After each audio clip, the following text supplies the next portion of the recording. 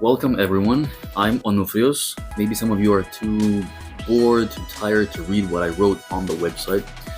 So here's a short video for you to know, let's say, the do's and the don'ts of what to do and not to do during a tour with me, at least, in Athens.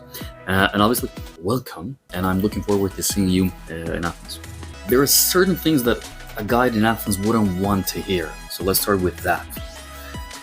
I would say a very big don't is Athens reminds me so much of Jerusalem, Rome, I don't know, Istanbul, Amsterdam, Stockholm, New York, Mars, Venus.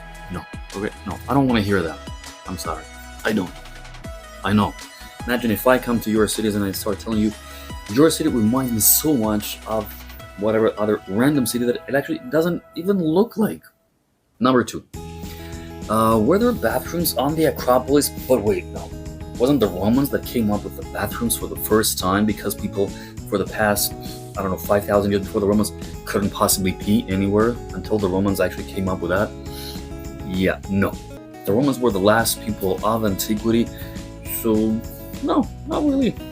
They didn't come up with all of those things. Other people had done all of those things in many, many other places, not just Greece specifically. In Greece also, but in many other places also. But I would say usually the answer is the Middle East did it first. And when it comes to Greeks and Romans, the Greeks did it first. So let's get this out of the way. So unless I mention Romans, you please don't mention Romans. This is what the world has come to, that actually we have to say even that. Enough with the freaking Romans. I know you've all been to Italy first because, let's face it, we really suck at advertisement. So you went to Italy first, you saw the Roman ruins that look like Greek ruins, exactly. So now you think that the Romans did everything first, which is not really true. But that's why you're coming to Athens, for me to tell you that.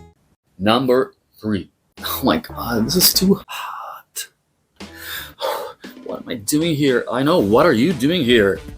Didn't you know? July, August is really hot. We're talking about the hottest city in all of Europe. For crying out loud. We're talking about 120 degrees sometimes, okay? Americans, this is for you. But in Celsius, that would be 44, 45 even sometimes. Keep in mind, the Acropolis closes every single year in the summer for a few hours on any day. There's never such thing as this was a really hot year. Every year is a very hot year. It's always over 100, maybe 10, or even up to 20. Not exactly, but almost up to that degrees every year. And the Acropolis closes every summer for a few days, maybe. Not the whole day, but for a few hours on any day. So it's really hot. It's like you going to, what is the closest desert to you? Something in Texas, I think, or something in Mexico, or something like that. Or it's like going to the Sahara Desert in Egypt, which we're really close to, and you're going there in July and you're complaining about the heat. No, it doesn't make sense. Don't do that. Just don't come in July. Just don't come. I know it might be the only time when you can come here. Maybe your kids have vacation right now, but you've been warned. And keep in mind, Greece, as I told you, is quite close to the Sahara Desert. We're talking about the southernmost part of Europe, and we're very close. After Crete, the southernmost part of Greece, then we have, in a few minutes by plane, we have Egypt. Alexandria is there. 4. Most of the people that I get are very, very nice. I mean it. I'm not just saying it just to say it. Most of the people that I get, and I've been really lucky, really blessed with that, most of the people that I get are really, really nice. But there's these few of you that think because you're paying for a tour, I hate to say it, I'm not going to say it, I am going to say it, that you think I have to bend over backwards because you're paying for this.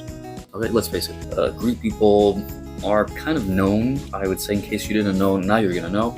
Greek people are people that you don't just, I don't want to say, I hate to say that, and I'm not going to say it. In this case, I'm not going to say it. It's people that you don't really want to mess with. Damn it, I said it. Which means people in Greece can be really friendly, really nice people, but as we say in Greece, don't step on my toe, or something like that. So come on, be nice. You're traveling, you're on vacation. It should be fun for you and for me as well. And also, as I say on the website, So in case you haven't read it, now I'm telling you, I'm not the ideal person to just take you around Athens if you want to do some shopping or if you want to do food tour or something like that, because I practically know almost nothing about food, believe it or not. Although I have a belly, I got it by eating a lot, but not by learning about the food. I'm unfortunately a person that has studied quite a lot, so I tend to be this really annoying guy that actually wants you to learn. I know that most of you, and that's another problematic thing, and now we're getting to number 5. I know that most of you are traveling from the States, which means you traveled for God knows how many hours from really far away places. Some of you might have traveled for 15 hours. You've done 1, 2, 3 stops, God knows how many. And then the next day, guess what? You came in July. It has to be at 8 a.m. That's when we're going to the Acropolis because it's freaking hot, as we said, because you wanted to come in July. And now you have to suffer for that. It was your choice. Now you have to face the consequences. So 8 a.m. So obviously at 8 a.m., imagine this whole thing. You've traveled for so many hours. Maybe you haven't slept. You have jet lag. And then you have to wake up really early. And it's like 8 a.m. and it's already 100 degrees. And then there's going to be 15,000 people at the Acropolis.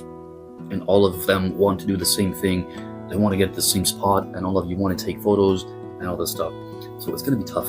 And there's going to be me talking to you about history and all these things. So this really means, as you can imagine, that you need to be really, let's say, determined, that you want to do this. You're not going to become professors by the end of this tour, although, okay, you have a really big chance of getting a master's degree after this tour. I don't want to brag, but we say quite a lot, and it's up to you, obviously. But keep in mind, it has some difficulties which have to do mainly with the fact that you travel from really far away places. So I say, and this is really important for me and for you to keep that in mind, and to, let's say, arrange your trip based on things like that. Do something sensible, which means don't do the Acropolis on the next day. Maybe go to an island, because you all want to go to the islands because the rest of Greece doesn't even exist, obviously, for you. But just go to the islands. Go to Mykonos. Do Santorini for a couple of days, 3 days, 4 days, 5 days. Santorini, by the way, is a place that is really worth visiting.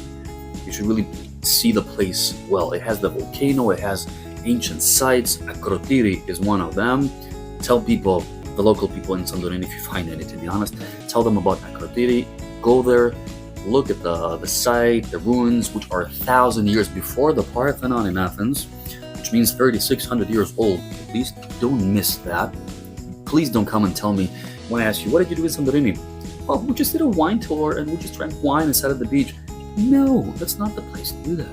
There are other places for that. Santorini is not the place for that. Look at the sites, go to the museum, do fun stuff as well, go to the volcano and all that. And then, after you've gotten used to the jet lag, the time difference and all these things, come to Athens and do, depending on the time of the year, a 4-hour tour, 5 hours. It's up to you, okay? 8 hours, you would do mainly, I would say, in May, June at some point, from September onwards, not in July and August. I don't do full day tours at that time of the year.